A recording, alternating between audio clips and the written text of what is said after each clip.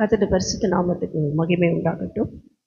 இதில் நாம் இந்த 64ஆம் சங்கீதத்தை பார்க்கும்போது இது ஒரு தாவீதின் சங்கீதம். இந்த சங்கீதத்தில் அநேக காரியங்களை தாவீது எழுதுகிறார்.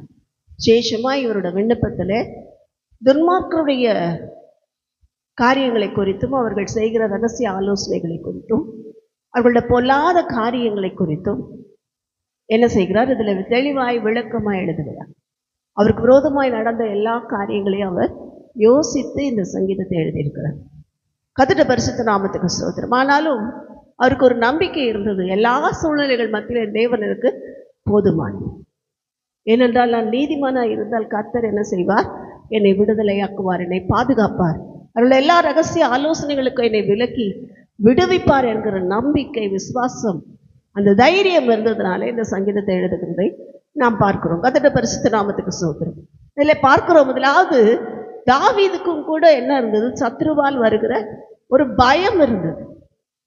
ஐயோ என்ன ஆகும்போ, இவன் அந்த சத்ரு இப்படி எழும்புறானே, என்ன செய்வானோ, எனக்கு நம்ம என்ன செய்வானோ, அழித்து போடுவானோ என்று சொல்லி ஒரு விதமான ஒரு பயம் தாவீதுக்குள் காணப்பட்டது.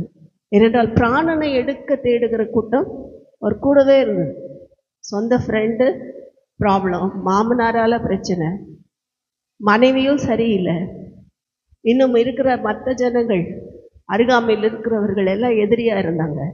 பெலிஸ்தர்கள் ஏற்கனவே தாவீது மேலே வெறுப்பாக இருந்தார்கள். எல்லா பக்கத்திலும் தாவீதுக்கு நெருக்கம். என்ன பண்ணுவாங்களோன்னு தெரியாது. கூட நடந்து போய்கிட்டு இருக்கும்போதே காலி பண்ணிடுவாங்க அந்த நாட்கள்.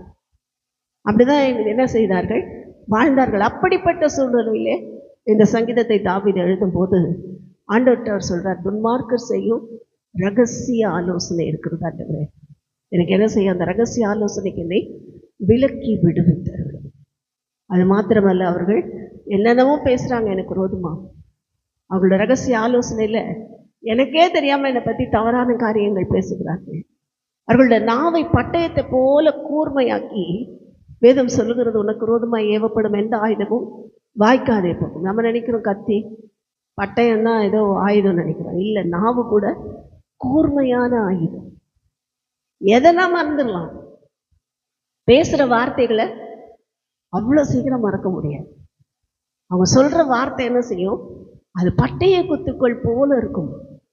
எப்போ யாரை விசனப்படுத்தலாம், எப்போ யாரை துக்கம், ஒரு பார்வை பார்த்துட்டு ஒரு பேச்சு பேசி சிரிச்சுட்டு போவாங்க.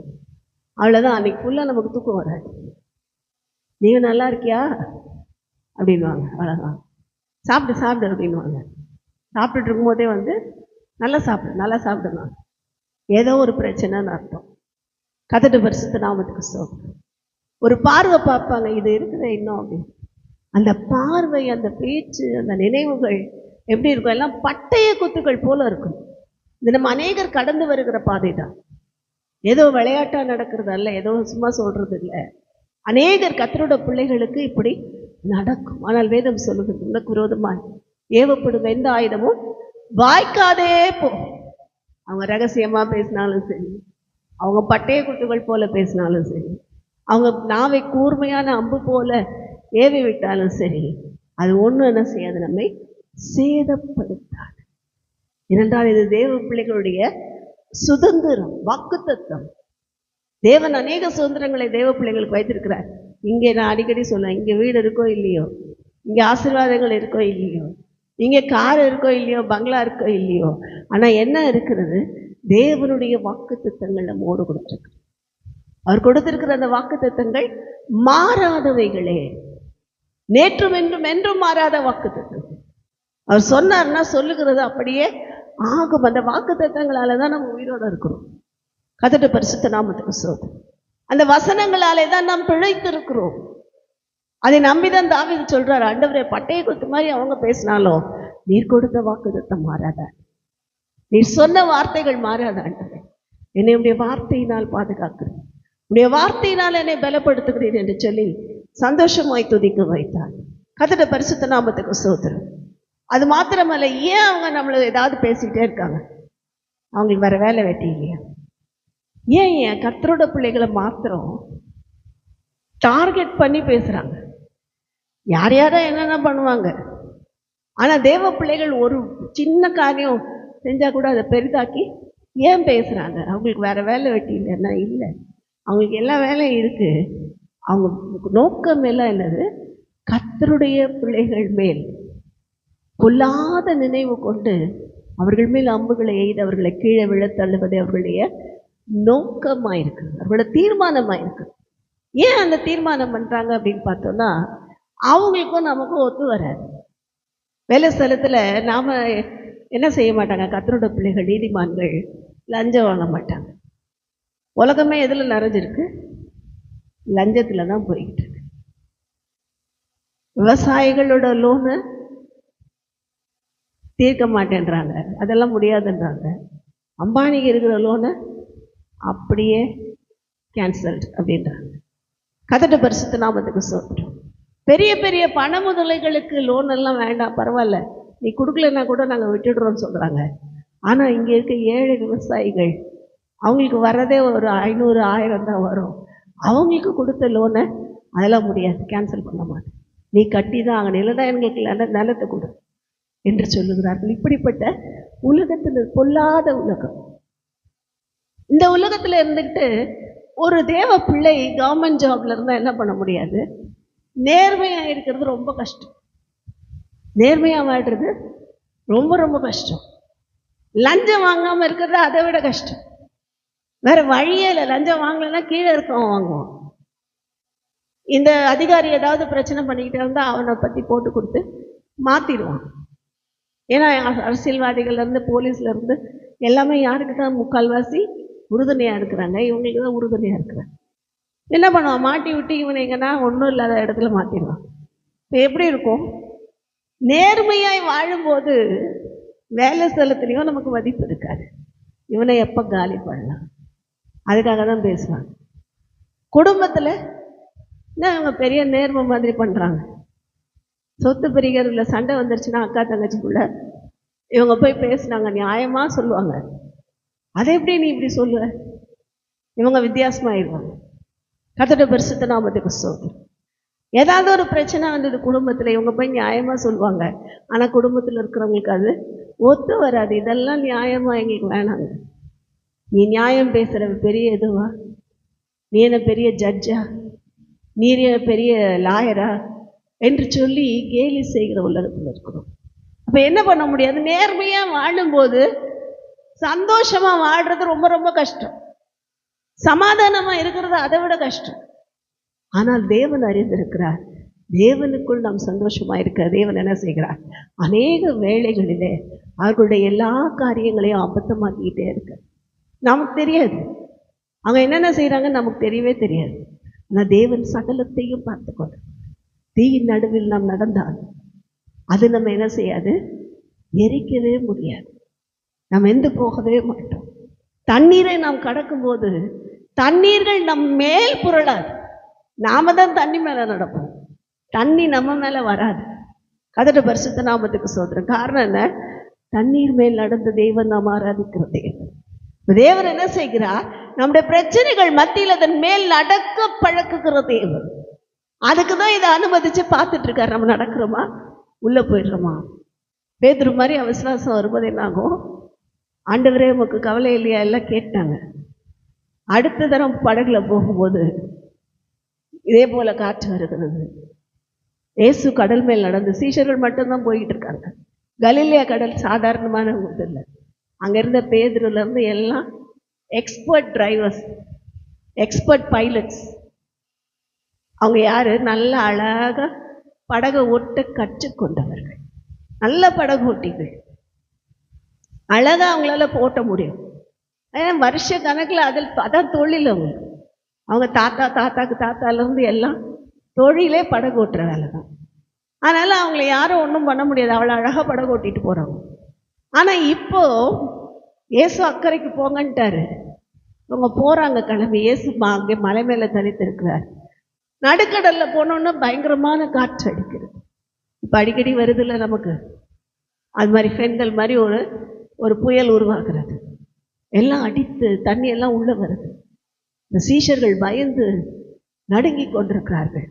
இப்போ இயேசு என்ன செய்கிறார்? அந்த ஒரு படகும் இல்லைன்னு தெரியும் சீஷர்கள். இயேசு வர்றதுக்கு வேறு வழியே இல்லைன்னு தெரியும். அப்போ அந்த கடல் மேல் நடந்து வந்தார்.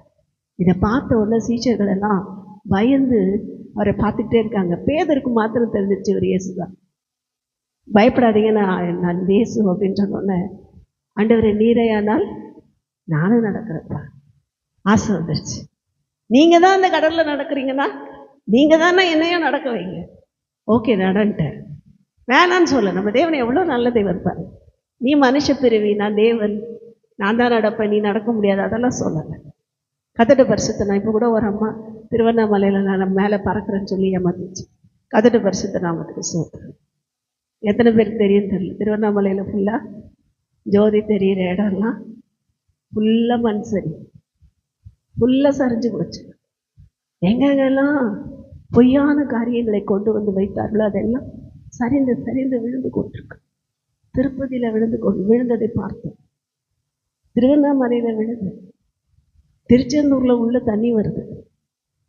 இதில் பார்த்தீங்கன்னா அந்த ஐயப்பன் கோயில் அங்கெல்லாம் ஃபுல்லாக தண்ணி. கேரளாவில் எல்லா சாமி கோயில்லேயும் தான் தண்ணி.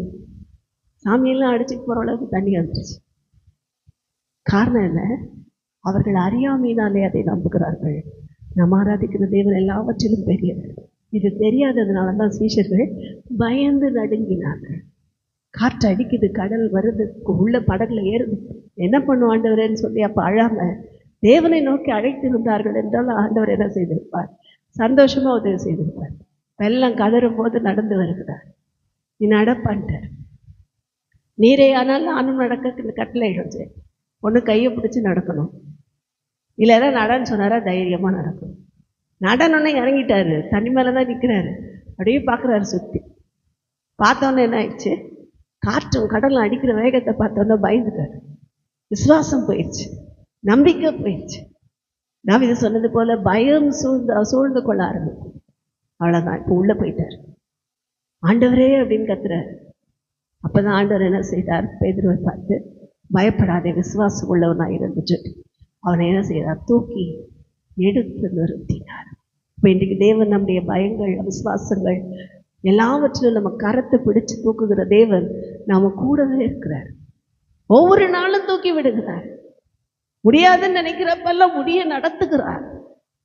சூழ்நிலைகள் மத்தியிலே, போராட்டங்கள் மத்தியில கரத்தை பிடிச்சு தூக்கி தண்ணீர் மேல் நட அப்படிங்கிறார்.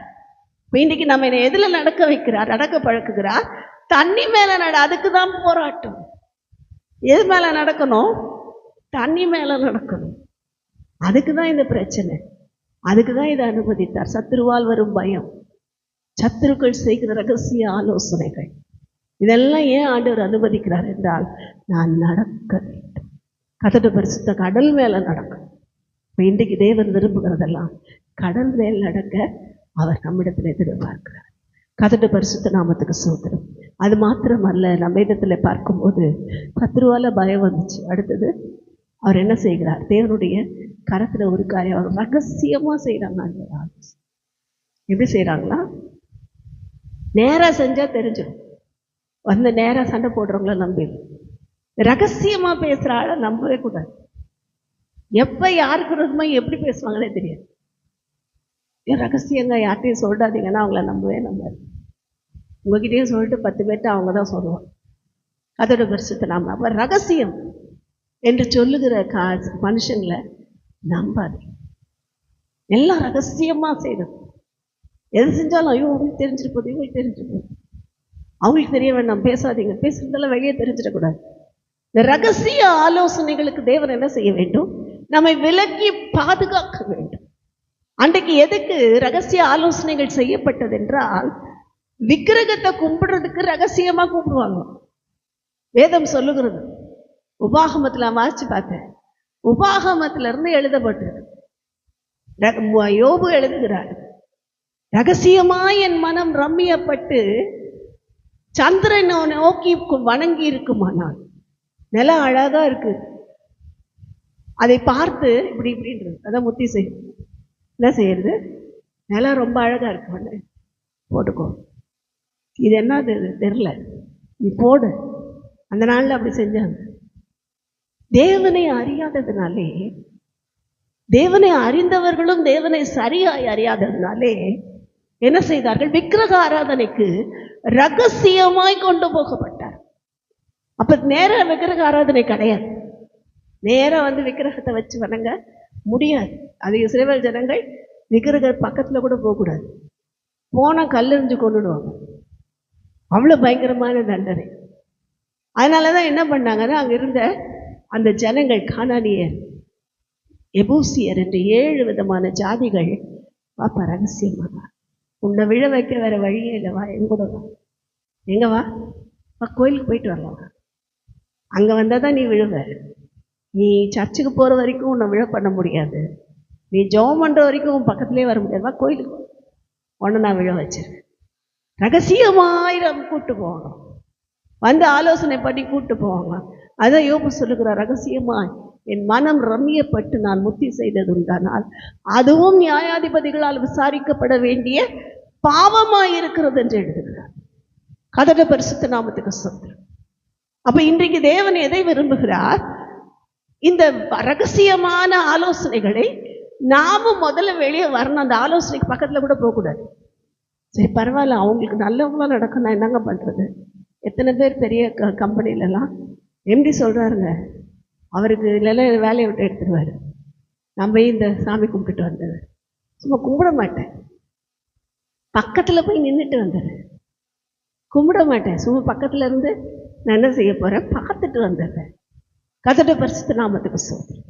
அதெல்லாம் ஒன்றும் ஆகாது, அதெல்லாம் ஒரு பிரச்சனையும் கிடையாது என்று சொல்லி வஞ்சிக்கிற கூட்டத்தார் அநேகர், ஏமாற்றுகிற கூட்டத்தார். அதனாலதான் ரகசியமா கூப்பிடுவாங்க. கர்த்தருடைய பரிசுத்த நாமத்துக்கு ஸ்தோத்திரம். இப்படிப்பட்ட எல்லா சூழ்நிலைகளிலும் தேவன் விரும்புகிறதெல்லாம், கர்த்தருடைய பரிசுத்த நாமத்துக்கு ஸ்தோத்திரம், தேவன் எதிர்பார்க்கிறதெல்லாம் இந்த ரகசிய ஆலோசனைகளுக்கு ஜாக்கிரதையாயிருங்கள். எந்த நேரத்திலையும் தேவனை மாத்திரம் விட்டு கொடுக்காது, ரகசியமா விட்டு கொடுக்காது. ரகசியமான எப்படி கூட விட்டு கொடுக்க முடியும்? தேவத்துவத்தை விட்டு கொடுக்க முடியும்.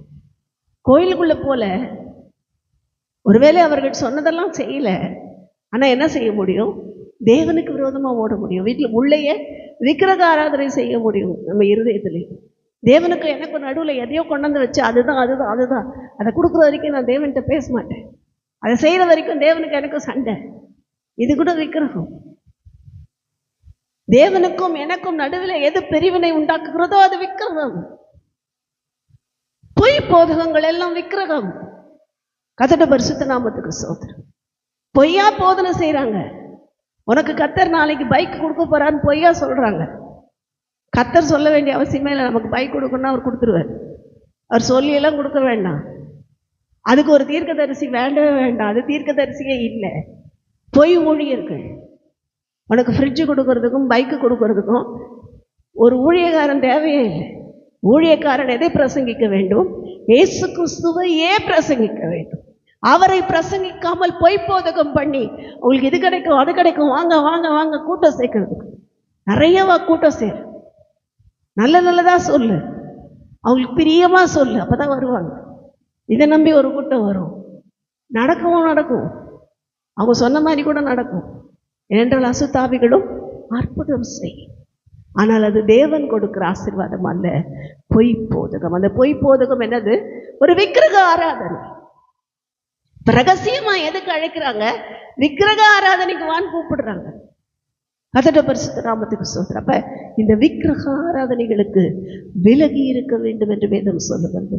எனக்கும் என் தேவனுக்கும் நடுவில் எந்த பிரிவினையும் வரக்கூடாது. ஆண்டவரே, உமக்காக நான் எதையும் செய்வேன். அதுக்கு நடுவில் யார் வந்தாலும் அவர்கள் பொய் விக்கிரகங்கள், பொய் போதகமாக இருந்தாலும் விக்கிரகம், எனக்கு பிரியமா இருக்கிற ஏதோ ஒரு பொருளோ மனுஷனோ மனுஷியோ அதுவும் விக்கிரகம், இன்னைக்கு எல்லாத்தையும் தூக்கி எறியப்போம் என்று சொல்லி நாம் ஒப்பு கொடுப்போம் என்றால், இந்த சங்கீதத்தில் இருக்கிற கடைசி வசனம், நீதிமான்களை கர்த்தர் என்ன செய்கிறார்? எல்லா ரகசிய ஆலோசனைகளுக்கும் விலக்கி பாதுகாத்து அவருடைய சந்ததிகளை கூட ஆசீர்வதிக்கிறார். இன்றைக்கு நாம் ஆசீர்வதிக்கப்படுகிறது மாத்திரமே, நம்முடைய பிள்ளைகள், பிள்ளைகளின் பிள்ளைகள், சந்ததி சந்ததியாய், சந்தான பரம்பரையாய் ஆசீர்வதிக்கப்பட நம்மை அர்ப்பணிப்போம். கர்த்தர் சொன்ன இந்த வாக்குத்தத்தங்களின்படி நம்மை அர்ப்பணிப்போம். கர்த்தர் தாமே நம்மை ஆசீர்வதிப்பாராக. ஆமென்.